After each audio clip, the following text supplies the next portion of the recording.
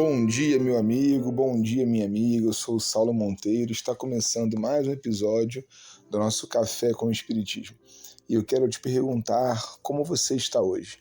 Eu desejo sempre que muito bem. Mas olha, se não foi possível até aqui estar bem, vai com calma, viu? Nem sempre dá e a gente se cobra muito, não é mesmo? Às vezes não está dando. E tudo bem também, não fique mal por não estar bem. Dando sequência aqui aos temas que nós separamos para estudar nessa coluna Espiritismo e Questões Contemporâneas, eu hoje me deparo com uma questão que há algum tempo já eu gostaria de comentar, trazendo um texto muito curioso de Allan Kardec no livro O que é o Espiritismo. A pergunta que eu faço para o episódio de hoje, como título, deve ter em algum nível mexido por aí, assim como mexe comigo.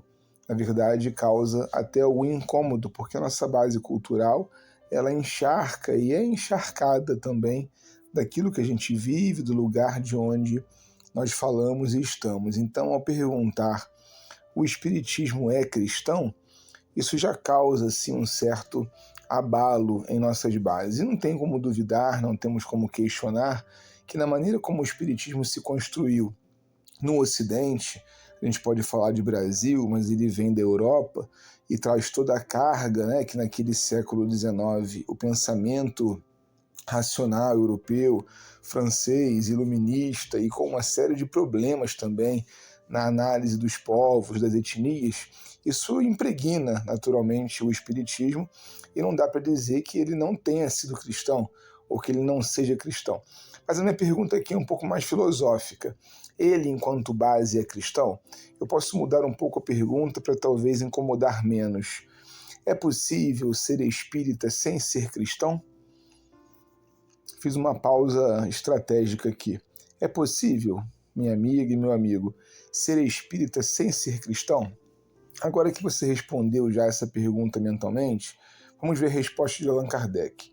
Está lá no capítulo 1º, Pequena Conferência Espírita, no livro de divulgação que ele escreve O que é o Espiritismo. O Espiritismo vem derramar luz sobre grande número de questões, até hoje insolúveis ou mal compreendidas, diz Kardec. Seu verdadeiro caráter é, pois, o de uma ciência, e não de uma religião. E a prova disso é que ele conta entre os seus aderentes homens de todas as crenças, que por esse fato não renunciaram às suas convicções. Católicos fervorosos que não deixam de praticar todos os deveres do seu culto, quando a igreja não os repele. Protestantes de todas as seitas, israelitas, muçulmanos e mesmo budistas e brahmanistas.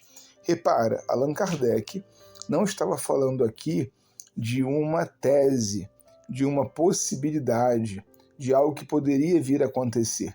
Ele está narrando para a gente que conhece, que viu a existência de espíritas, por exemplo, muçulmanos, espíritas budistas. Então, nós não precisamos de muito esforço intelectual para responder que não. Não é porque a pessoa é espírita que necessariamente ela tem que ser cristã. Kardec, em A Gênese, chega até a dizer que, do ponto de vista moral, o espiritismo não traz nenhuma novidade. Ele vai aderir à moral do Cristo porque ele, o espiritismo, surge no tempo e no espaço em uma localização que é cristã. Se provavelmente o espiritismo tivesse nascido em um país de base muçulmana, ele teria uma outra configuração em termos dos comentários morais que faz, da ética que desenvolve. Aqui, me parece, como nesse mesmo parágrafo Kardec repete que se trata de ciência e não de religião, me parece que aqui está em discussão o que é o espiritismo. Kardec vai dizer nesse mesmo livro que espírita é aquele que crê na existência dos espíritos e de alguma forma estabelece método para se comunicar com eles. Então, repara como que isso dá uma abrangência para o conceito do que é ser espírita. Não necessariamente o espírita vai aderir à perspectiva da moral que nos livros espíritas que conhecemos são comentados.